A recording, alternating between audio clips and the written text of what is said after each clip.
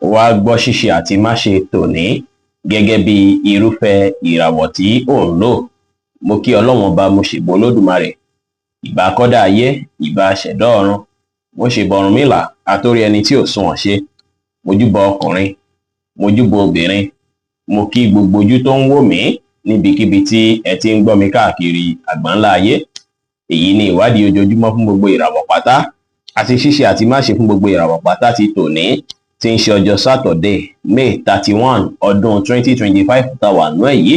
Ẹ̀yin tẹ́ ń wò mí pátá, ẹ dákun ẹ dábọ̀ ẹ bá ń share fídíò yìí kó kárí ilé kó kárí oko, kó lè jẹ́ ìwúlò àti àǹfààní fún ọ̀pọ̀lọpọ̀ ènìyàn. Kí ẹ sì má gbàgbé láti follow, kí ẹ sì subscribe, kẹ́ lè pẹ̀ láwọn tá máa jàǹfààní onírúurú fídíò tá à ń fi léde lójoojúmọ́ fún ìdàgbàsókè ìjọmọ ènìyàn. Ẹ̀yin tẹ́ ti fẹ́ ṣe ìwádìí onírúurú láǹfààní láti kàn sí wa ní WhatsApp 09033897161. Ẹ̀yin tẹ́ ń lò ràwọ̀ iná tó kọranyan Aries, ẹ̀yin tàbí láàrin March 21 sí April 20, ọkàn yín á balẹ̀ pẹ̀sẹ̀. Lọ́jọ́ tòní ẹ relax, ẹ láǹfààní láti ṣàlàyé ara yín láyèkáyè tẹ́ bá wà, ẹ láǹfààní láti fẹnu ara yín polówó iṣẹ́ ara yín dáadáa lọ́jọ́ tòní. Ajẹ́kẹ̀rí ṣe láàyè iṣẹ́ yín tẹ́ bá lè ṣe bẹ́ẹ̀. Bẹ́ẹ̀ sì ni àwọn kan tó dàbí pressure tó ti ń wáyé láti jọ́ mẹ́ta gbogbo ẹ̀ pátá ló máa ṣẹ́pẹ́rẹ́ lọ́jọ́ tòní, tọkàn yín máa balẹ̀. Kódà lọ́jọ́ tòní ẹ máa wà competitive, tí yín á sì ràn iṣẹ́ yín lọ́wọ́ dáadáa lọ́jọ́ tòní. Gbogbo nǹkan tó bá máa tẹ́ yín lọ́rùn pátá ni kẹ́ ṣe, kẹ̀tẹ̀pá mọ́ṣẹ́, kí ẹ sì wà positive lénìí. Wáìnì jẹ́ kọ́lọ̀ tó dára jù fún yín láti wọ̀ láṣọ lónìí. Aago 11 kọjá 30 ìṣẹ́jú ní àárọ̀ sí aago 12 kọjá 30 ìṣẹ́jú lọ́sàn-án ni àkókò èyí tó dára jù fún yín láti fi ṣe ohun tó ṣe kókó tó ṣe pàtàkì jù nínú ìgbésí ayé yín ní ọjọ́ tòní. Ẹ̀yin tẹ́ ń lò ràwọ̀ erùpẹ̀ alámọ̀ Taurus, ẹ̀yin tàbí láàrin April 21 sí May 20, ọjọ́ tòní ó ṣeéṣe kó dàbí ìgbà pọkàn yín pòrúurú tàbí kó dàbí ìgbà pé nǹkan ń sun yín bákan.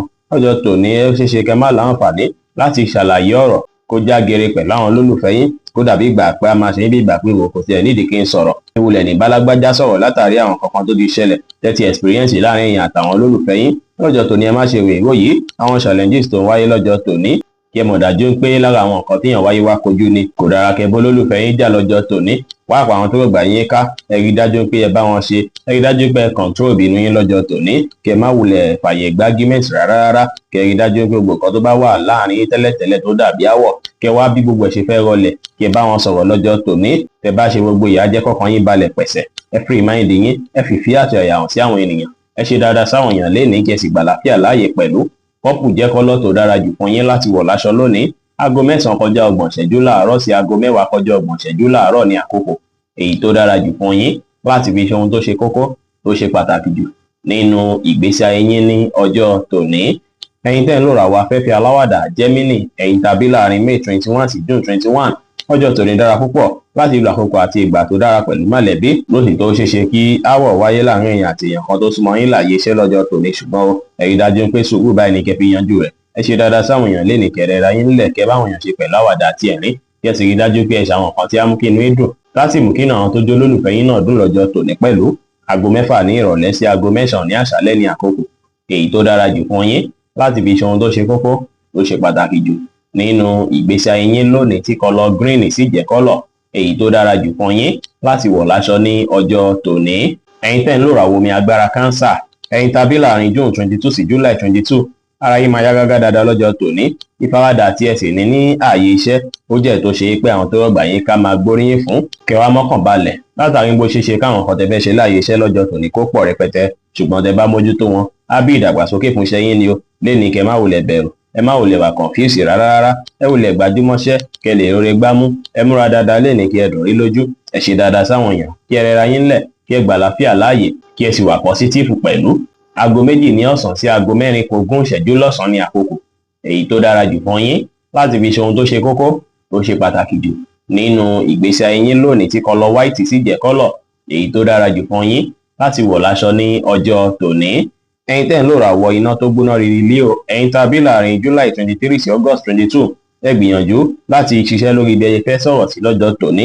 Ẹ rí dájú pé àwọn ọ̀rọ̀ tẹ́ bá fẹ́ sọ kí ẹ sọ kó já gere, pàápàá kẹ́ni tẹ́ ń bá sọ kí wọ́n gbọ́, kí wọ́n sì understand dáadáa, kó má bàa bí pé issue lọ́jọ́ iwájú pé nǹkan tẹ́ sọ lọ́jọ́ sí ó dàbí ìgbà pé báyìí lẹ sọ táwa dín pé bẹ́ẹ̀ yẹn kọ́ mo ṣe sọ lọ́jọ́ tòní. Kẹ́kẹ́ sára àwọn kan máa pọ̀ nínú ọkàn yín tẹ́ fẹ́ sọ jáde tó ṣe pé àwọn kan tẹ́ ti plan dáadáa, ṣùgbọ́n àti sọ jáde kó já gere àbí láti sọ jáde kó yéèyàn yékéyéké ó ṣeéṣe kí orí bákan lọ́jọ́ tòní. ẹ rí dájú pé ṣiṣẹ́ láàyè yìí ẹ wá gbọ́dọ̀ finú tọ́yànjú léni, ẹ gbọ́dọ̀ gbára léyànjú léni, ẹ tẹpá mọ́ṣẹ́, ẹ rẹra yín lẹ̀ fọgbọ́n àtòyé tọ́lọ́run fún yín ṣe ohunkóhun léni, bẹ́ẹ̀ sì ni kẹsì kan yín létòlétò léni dára pẹ̀lú. Góòdù jẹ́ kọ́lọ̀ tó dára jù fún yín láti wọ̀ láṣọ lónìí. Aago 2 ní ọ̀sán sí aago 3 ní ọ̀sán ní àkókò èyí tó dára jù fún yín láti fi ṣe ohun tó ṣe kókó tó ṣe pàtàkì jù nínú ìgbésí ayé yín ní ọjọ́ tòní. Ẹ̀yin tẹ́ ń lò ràwọ̀ erùpẹ̀ funfun Virgo, ẹ̀yin tàbí láàrin August 23 sí September 23, àwọn tó jọ̀rẹ́ àbí mọ̀lẹ́bí yín ó ṣeé ṣe kí wọ́n nílò ìrànlọ́wọ́ yín lọ́jọ́ tòní.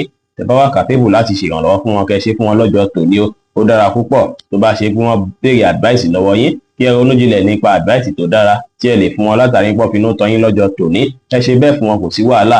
Ó dára kẹ́ ṣe dáadáa sáwọn èèyàn léni, ẹ hùwà dáadáa, ìyà bí kí ìdùnnú àtayọ̀ kó gbalẹ̀ láwùjọ yín. Ẹ tẹpá mọ́ṣẹ́, kẹ́ rẹra yín lẹ̀, ẹ bá wọn ṣe pẹ̀lú àwàdà àti ẹ̀rín, kí ẹ sì pọ́n tèwe tàgbà léni pẹ̀lú. White jẹ́ kọ́lọ̀ tó dára jù fún yín láti wọ̀ láṣọ lónìí. Aago 11 láàárọ̀ sí aago 12 ní ọ̀sán ní àkókò èyí tó dára jù fún yín láti fi ṣe ohun tó ṣe kókó tó ṣe pàtàkì jù nínú ìgbésí ayé yín ní ọjọ́ tòní.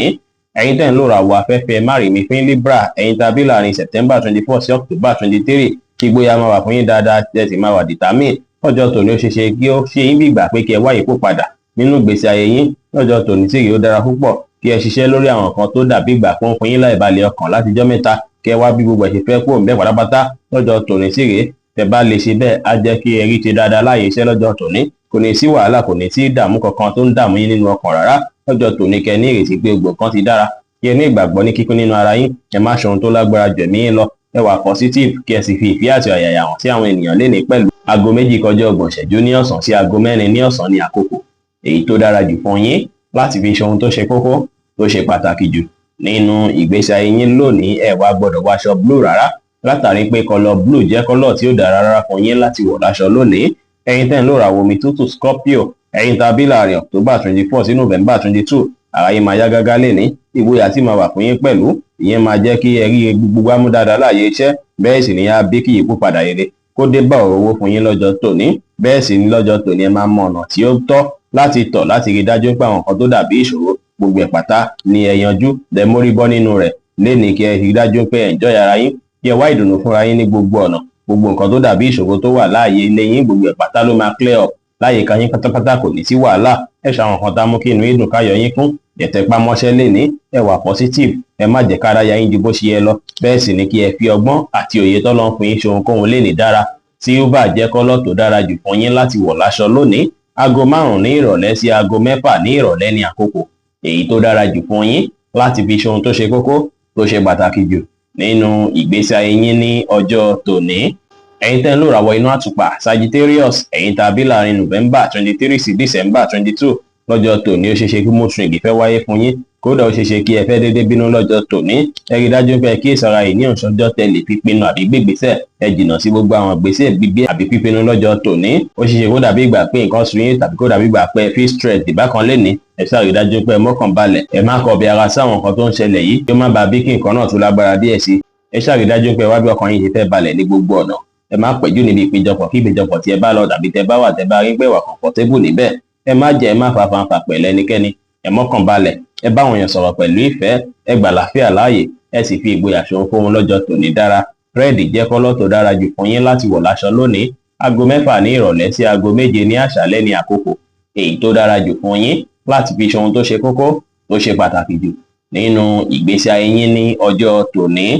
Ẹ̀yin tẹ́ ń lò ràwọ̀ erùpẹ̀ eléruku Capricorn, ẹ̀yin tàbí láàrin December 23 sí January 19, ó ṣeéṣe kẹ́ máa wòye sí ìgbésí ayé yín lọ́nà gbọ́rọ̀, tàbí kẹ́ bẹ̀rẹ̀ sí ní láwọn èròǹgbà tí ó tọ́kan nípa ìgbésí ayé yín. Ó ṣeéṣe kí ọkàn yín kòrò púpọ̀ lọ́jọ́ tòní, ṣùgbọ́n ó kẹ́ rí dájú pé ẹ create time bóyá láàyè bẹ́ẹ̀ ṣe ń ṣiṣẹ́ láti fi relax, láti gbé gbogbo nǹkan tó dàbí wèé kúrò lọ́pọlọ yín pátápátá. Ṣùgbọ́n ju gbogbo ẹ̀ lọ, kẹ́ mọ̀ dájú pé gbogbo nǹkan tó ń ṣẹlẹ̀ léni tẹ́ fi ń fìlì báyìí, èní nìkan náà la fi ṣẹlẹ̀ tí ó tún ní wáyé lọ́la.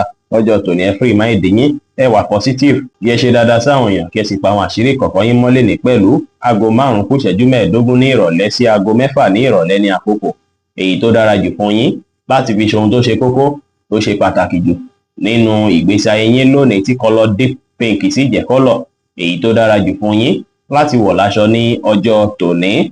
Ẹ̀yin tẹ́ ń lò ràwọ̀ afẹ́fẹ́ oníbínú Aquarius, ẹ̀yin tàbí láàrin January 20 sí February 19, ó ṣeéṣe ká ìbàlẹ̀ ọkàn fẹ́ wáyé fún yín. ó ṣeé ṣe kó ṣe é bí ìgbà pé kí ẹ ṣàwọn nǹkan tuntun lọ́jọ́ tòní tá tún wọ́n gbèsè ayé yín lọ́wọ́. Ọjọ́ tòní wá jọjọ́ tó dára púpọ̀ fún yín láti fi lo àkókò àti ìgbà pẹ̀lú mọ̀lẹ́bí àti ọ̀rẹ́. Látàrí pé tẹ bá ṣe bẹ́ẹ̀ tẹ bá wà pẹ̀lú mọ̀lẹ́bí àtàwọn tó súnmọ́ yín tó jẹ́ olólùfẹ́ yín, á bí dùnú àbáyọ̀ tó pọ̀ fún yín. Ẹ wulẹ̀ ṣe bẹ́ẹ̀ lọ́jọ́ tòní, ó dára. Ẹ má wulẹ̀ bẹ̀rù àbí ṣojo nípa ń pé bóyá ẹ ti ṣe nǹkan kan àbẹ́fẹ́ ṣe nǹkan kan láláì jẹ́ pé ẹ ronú nípa rẹ̀. Kò ní sí pírọ́blẹ́mù rárá lọ́jọ́ tòní. Ọjọ́ tòní jọjọ́ tó dára púpọ̀ láti fall in love, láti wá bí ìfẹ́ yín àti olólùfẹ́ yín ti fẹ́ tún gbòòrò sí. Ẹ ṣe dáadáa sáwọn èèyàn, ẹ má kánjú ju bó ṣe ẹ lọ lórí ohunkóhun lénìí. Bẹ́ẹ̀ sì ni kẹ́ má fi gbogbo ọkàn tí gbogbo nǹkan tẹ bá ń retí kó lè bọ́ sí ní ìrọ̀rùn fún yín. Ẹ má ṣèlérí ohun tẹ́lẹ̀ mú ṣe fẹ́nikẹ́ni kẹ́ ti ṣe nǹkan yín létòlétò lénìí dára. Aago 2 ní ọ̀sán sí aago 3 ní ọ̀sán ní àkókò èyí tó dára jù fún yín láti fi ṣe ohun tó ṣe kókó tó ṣe pàtàkì jù nínú ìgbésí ayé yín lónìí, tí kọ́lọ̀ pọ́pù sì jẹ́ kọ́lọ̀ èyí tó dára jù fún yín láti wọ̀ láṣọ ní ọjọ́ tòní. Ẹ̀yin tẹ́ ń lò ràwọ̀ omi tí kì í ru Pisces, ẹ̀yin tá a bí láàrin February 20 sí March 20, ó ṣeé ṣe kí nǹkan dàbí ìgbà pé ó slow díẹ̀ fún yín lọ́jọ́ tòní. Ó ṣeé ṣe kí ìfẹ́ yẹ kó dàbí ìgbà pé nǹkan sùn yín tàbí kọ́kọ́ yín kò ruru látàrí pé àwọn nǹkan tẹ́ ń ṣe lásìkò dàbí ìgbà pé kò wulẹ̀ lọ síwájú dáadáa tó bí ẹ ṣe ń fẹ́. Lọ́jọ́ tòní kẹ́ má jẹ́ káwọn nǹkan tó ń ṣẹlẹ̀ kó àfẹ́ tì yín rárá o. Èyí tẹ́ fi máa ṣe wèyí nípa rẹ̀, ẹ ronú nípa àwọn nǹkan tẹ́ ti ṣe látẹ̀yìn wá tẹ́yìn tó ṣe pé ti ṣàṣeyọrí lórí rẹ̀. Ẹ wá lo ọgbọ́n tẹ́ lò lórí gbogbo wọn yẹn láti ṣàṣeyọrí, láti lò lórí àwọn nǹkan tẹ́ ń ṣe lọ́wọ́ lásìkò yìí. Ìyẹn máa ràn yín lọ́wọ́ kódà lénìí àti ní ọjọ́ iwájú. Ẹ má ṣe ròyìnròyìn rẹpẹtẹ rárá.